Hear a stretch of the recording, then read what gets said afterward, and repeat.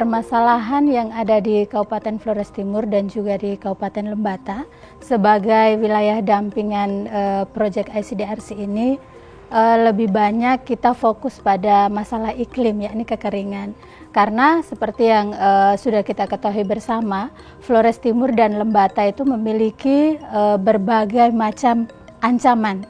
Kalau pengalaman di desa kami ini, kami kan punya itu daerah panas. Daerah panas, jadi iklimnya itu berubah, kadang itu hujannya bulan 11, bulan 12, jadi sekarang bulan Mei juga sudah kering. Karena setiap tahun kekeringan ini terjadi, gitu. Sedangkan respon-respon, kemudian langkah-langkah adaptif itu masih sangat minim sekali.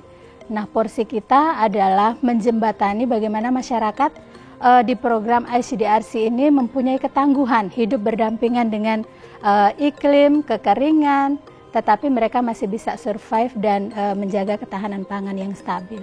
Bagaimana caranya iklim yang begini ini kita bisa tanam apa saja supaya bisa. Dan ternyata dari hasil kajian itu mereka coba dengan salah satu komoditi sorghum. Tepat sekali untuk dibutuhkan sorghum karena sorghum mempunyai gizi sangat tinggi. Lalu karena kekeringan, hingga dari YPPS dorang kasih bibit sorghum ini sehingga kami mencoba tanam. Keuntungan besar itu sorghum adalah kekeringan juga dia bisa hidup. Di atas batu juga dia bisa hidup.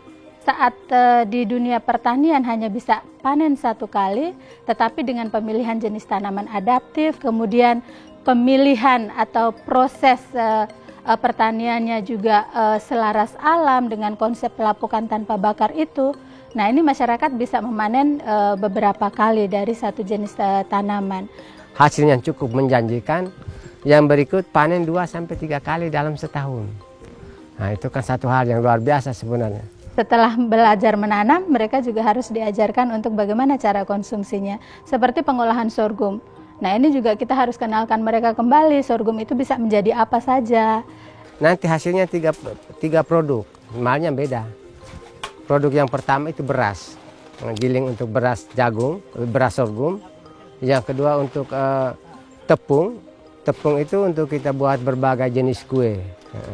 Dan yang terakhir itu untuk sereal sorghum, itu untuk minum. Dukungan dari program ini mereka membantu saya lalu memberikan ide dan gagasan terkait dengan membuat solar dryer.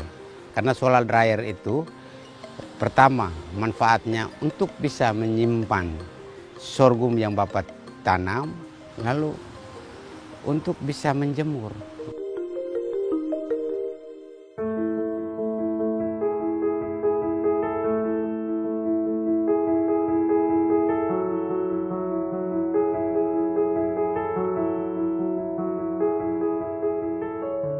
Setelah program datang, kami dapat pelatihan, makanya dikasih dengan bahan seperti ini. Kalau ini dari kelapa yang sudah diambil isinya, ketika kami menyiram, semua air terserap masuk, tidak lari keluar begitu. Selain dari itu juga berfungsi agar pupuk yang kami simpan di dalam itu, dia tetap menyerap ke bawah. Kita juga secara langsung mempraktekkan bersama dengan masyarakat konsep-konsep pertanian yang ramah lingkungan.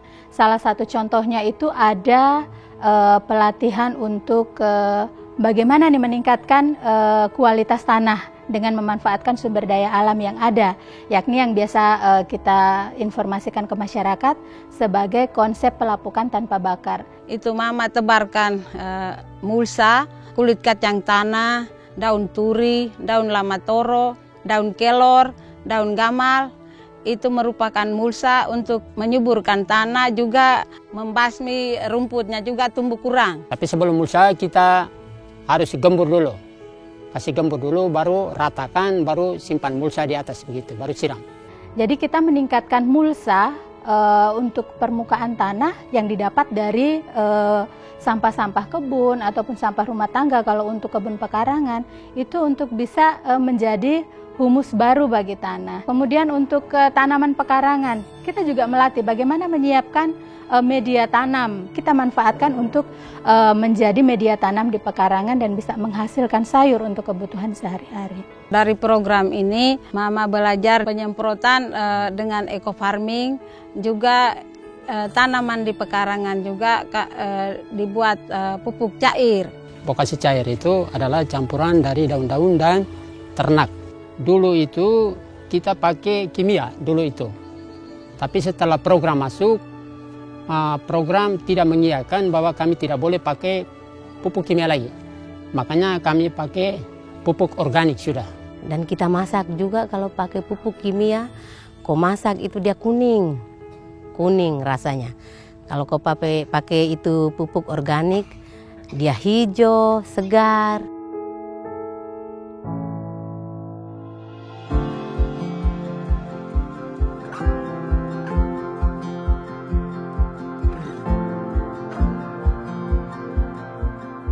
Masyarakat masih banyak membutuhkan dari dampingan-dampingan dari program ini.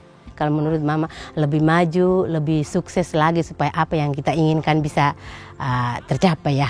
Terima kasih banyak di PPS karena kami dulu beras kurang sekali Ibu. Iya.